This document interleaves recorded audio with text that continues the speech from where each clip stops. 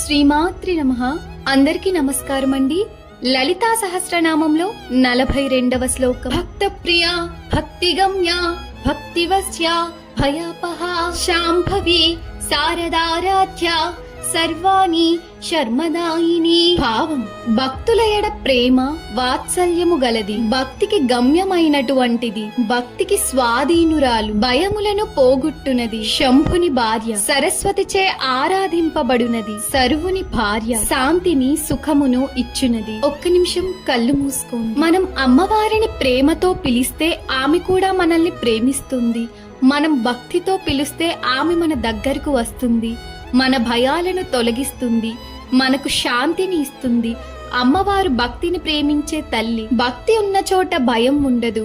మనం భయపడినప్పుడు దేవిని గుర్తు చేసుకుంటే మనకు ధైర్యం వస్తుంది. ఈ రోజు మనం మన భయాలను దేవికి అప్పగిద్దాం. లలిత అమ్మవారి కృప మన అందరిపై ఉండాలి. ఆమె మన భయాలను తొలగించి శాంతిని ఇవ్వాలి. శ్రీమాత్రే నమః.